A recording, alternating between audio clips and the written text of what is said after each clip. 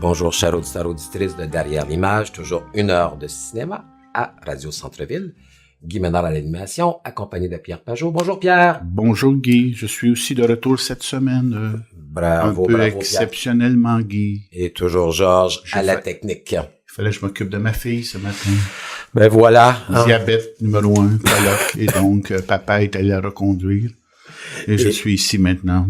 Mais c'est bien parce que ces histoires de famille, on en retrouve beaucoup dans le cadre des 21e rencontres internationales documentaires de Montréal. Hey, bien. Écoute, la famille, mon gars, comme sujet. Exactement. Donc, festival qui a débuté jeudi dernier et qui se poursuit jusqu'à la semaine prochaine. Donc, une bonne partie de l'émission va être consacrée au festival.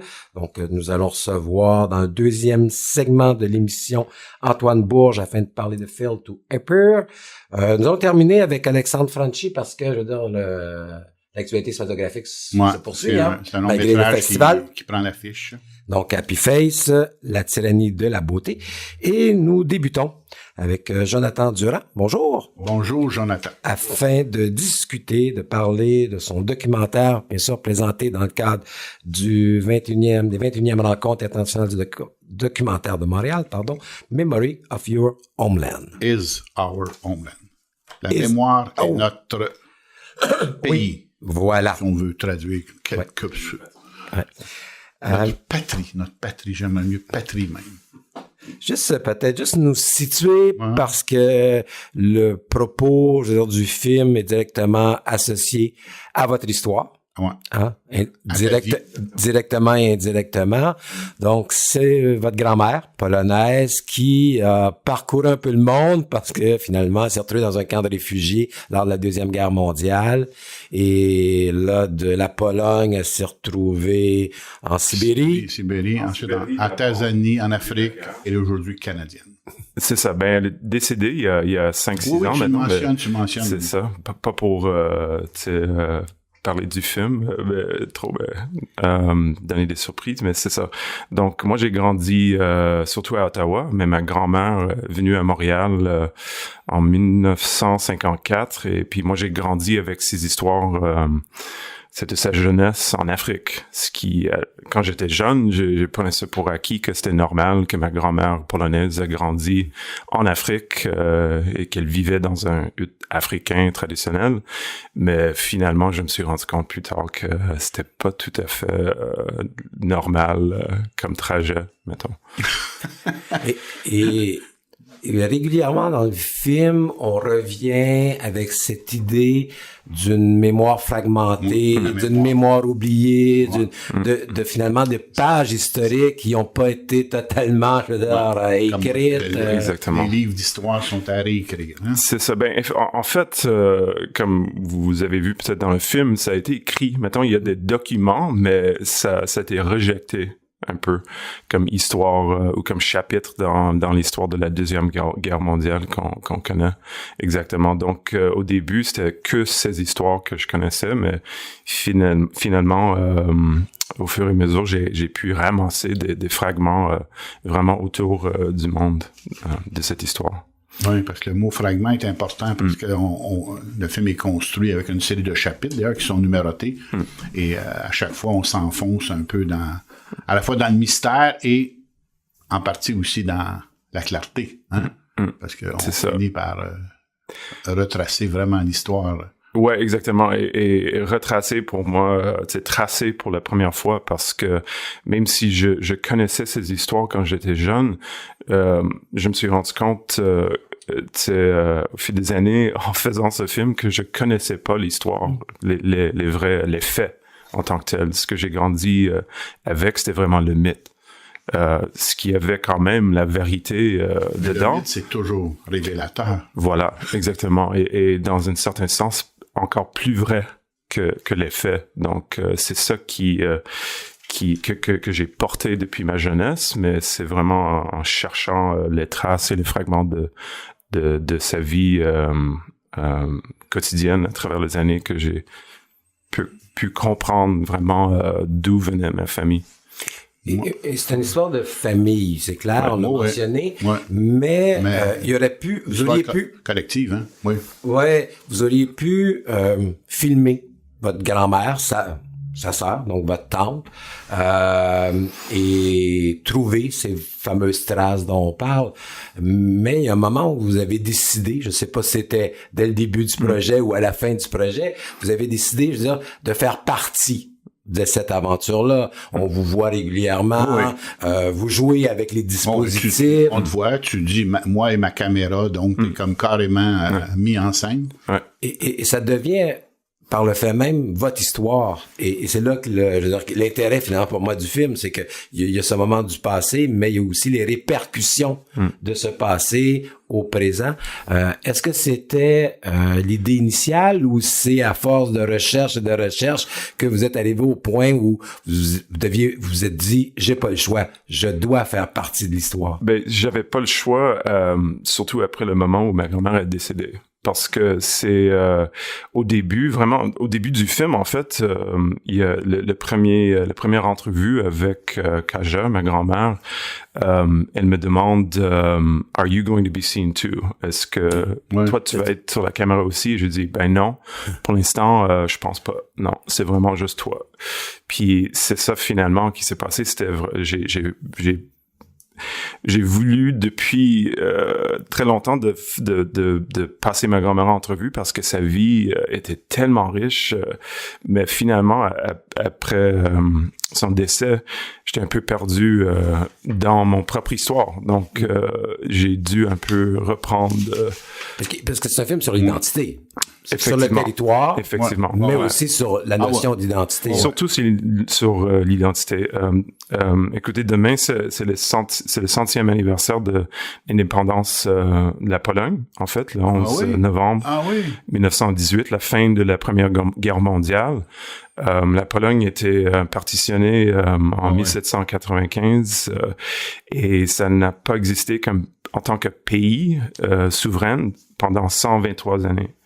123 ans. Donc, c'est vraiment un peu comment la Pologne, en tant que pays, a été effacée aussi. Mais c'est les histoires qui, tu sais, passaient des grands-mères à leurs petits-fils, entre autres, qui ont pu garder la culture vivante. Donc, c'est un peu une métaphore. Ma recherche dans le film, mon odyssée de Légende, c'est aussi l'odyssée du pays, la Pologne. Moi, c'est ça que j'ai beaucoup vu. Hein. J'ai quand même vu un grand nombre de films polonais, de fiction principalement. Et quand tu dis à un moment donné la tragédie grecque pour la Pologne,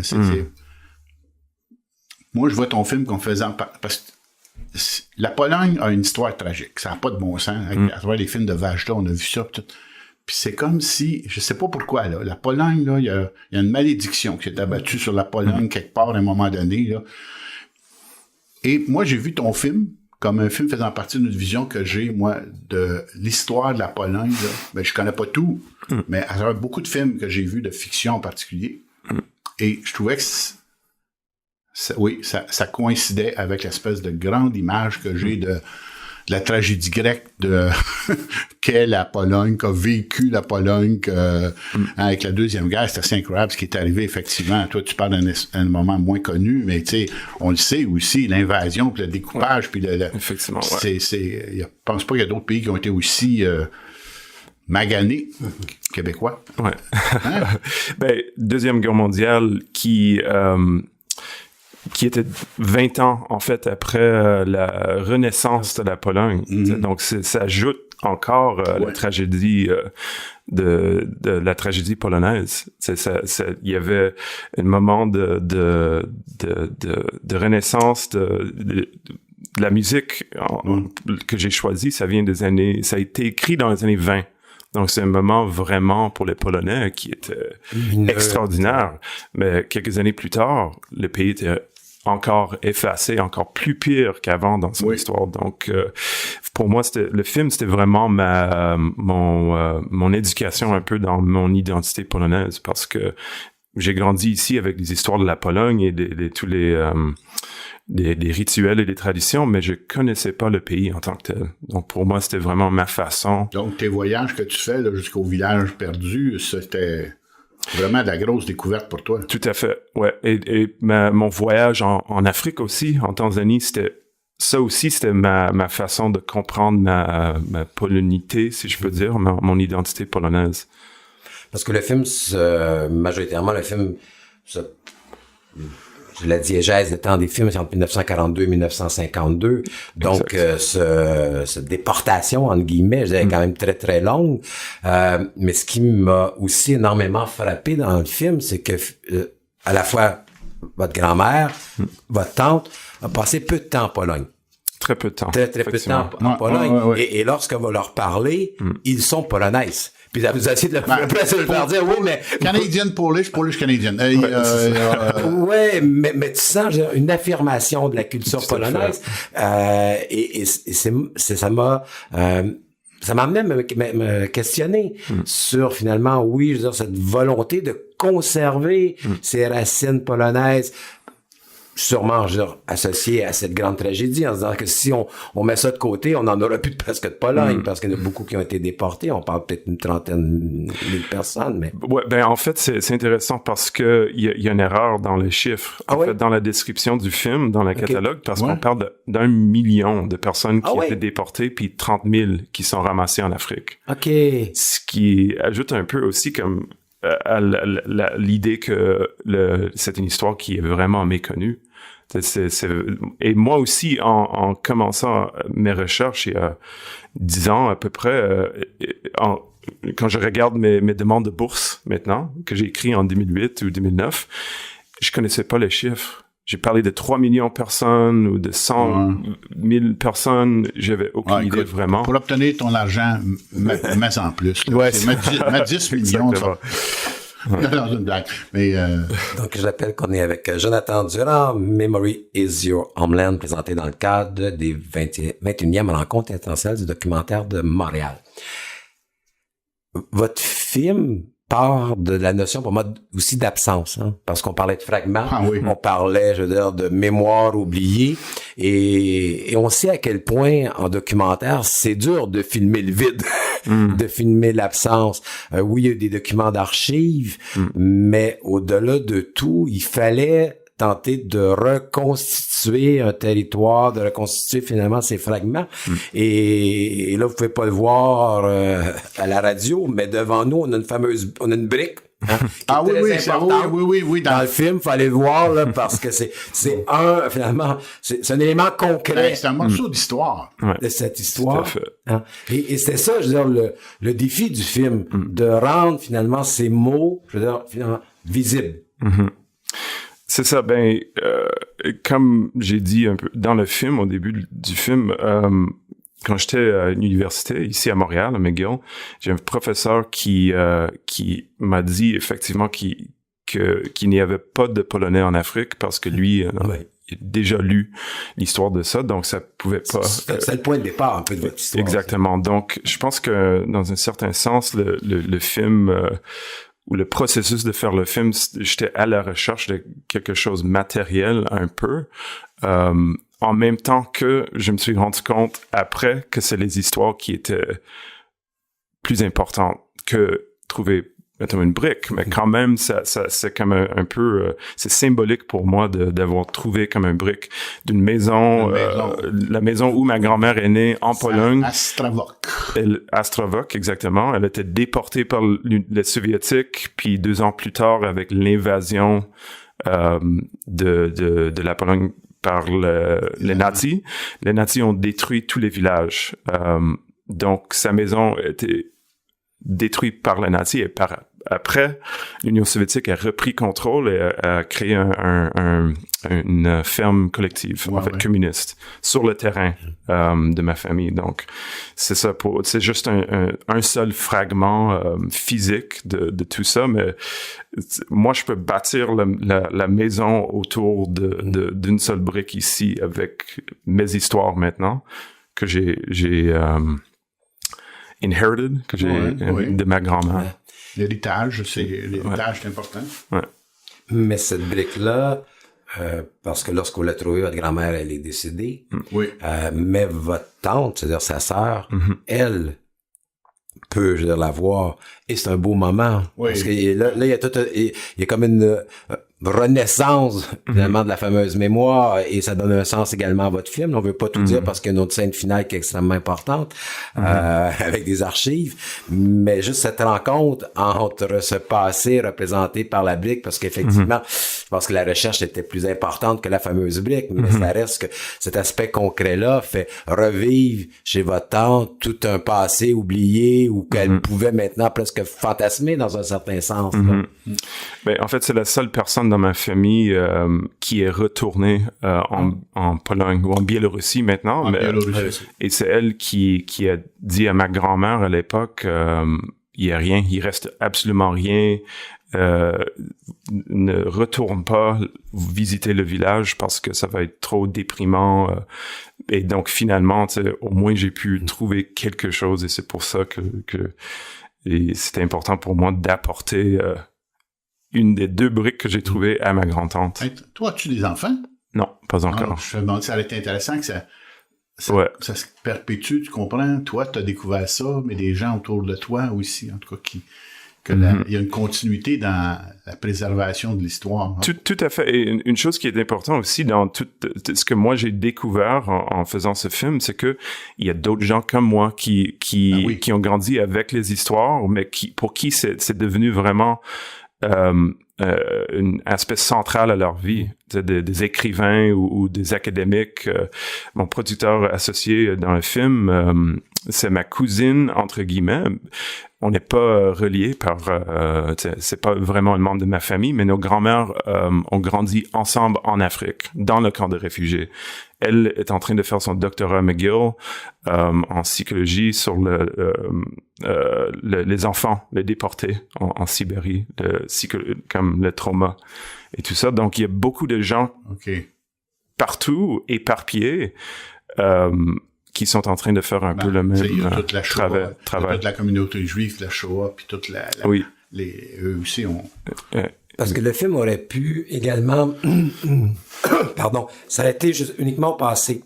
Mais en regardant le film, et surtout, j'ai la conclusion, ce film-là nous ouvre sur des questions présentes.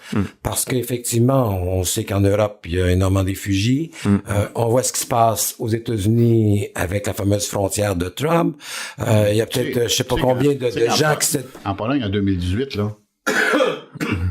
Je sais pas combien il y a de gens qui se déplacent à travers le monde. Est-ce que vous avez l'impression que cette histoire, je veux dire, vécue par les Polonais lors de la Deuxième Guerre mondiale, peut aussi donner des éléments, je veux dire, je sais pas, mais finalement de compréhension de leur quotidien à tous ces gens qui aujourd'hui se baladent un peu partout à travers le monde et qui cherchent, je veux dire, un territoire ou qui sont à la recherche finalement d'un territoire? Ouais, je peux dire oui. Comme je vous ai dit au début, avant qu'on était en onde, mon nom de famille polonais, c'est Kołodziej, qui peut traduire en fabricant de cercles ou charrier, charron, en français. Mais c'est sûr que après plusieurs années de travail, en regardant ce qui s'est passé avec l'Union soviétique, l'occupation de la Pologne de l'Est et l'expression fake news, ça c'est vraiment du fake news. On voit dans le film des films de propagande, faits par les Américains puis les Britanniques qui sont en train à l'époque de mentir sur la réalité actuelle en disant que c'est les nazis qui ont chassé les Polonais de la Pologne de l'Est, tandis que c'était l'allié de l'allié soviétique qui a fait. Donc c'est sûr que sur plusieurs niveaux, je trouve que ça on retourne un peu sur le même on revient sur la même époque que votre famille a ce qui je trouve un peu tragique quand même. Au moins je trouve que ça m'a donné des insight, un aperçu, mais non, insight, c'est une compréhension. Un peu une compréhension de ce qui se passe actuellement, en fait, dans le monde. Oui, hein? Oui, parce que, comme dit Guy, malheureusement, là, c'est assez universel. Écoutez, j'ai montré le film à quelques réfugiés syriens, en fait, au Québec, puis il y a une jeune femme qui s'appelle Mariam, 25 ans, 26 ans, qui m'a dit... Écoutez, votre grand-mère, c'est moi et mes amis. T'sais, on a 25 ans ou 30 ans, mais ça va être nous avec nos enfants et nos petits-enfants. Éventuellement, c'est les mêmes paroles et je trouvais ça vraiment, ça m'a touché énormément d'entendre ça. Donc, merci beaucoup, Jonathan Durand. Donc, Memory is Your Homeland, qui est présenté... Notre merci, patrie. Pierre. Et le vôtre aussi, mais oui. Memory is Our Homeland. Ouais, c'est là. Donc, qui est présenté le 11 novembre, donc à 18h au cinéma Quartier Latin. Demain soir. Demain soir. Donc, vous devriez être, bien sûr, sur place pour oui, absolument. accompagner le film et discuter avec la brique, bien sûr. Et également le 14 novembre, donc c'est mercredi soir. Juste à côté. Oui, au cinéma moderne. Ah oui, c'est bien. C'est bien à toujours. côté, c'est Oui, donc à 19h. Et on rappelle que le film de Jonathan Durand est présenté dans le cadre des 21e rencontres internationales du documentaire de Montréal. Donc, merci beaucoup. Merci.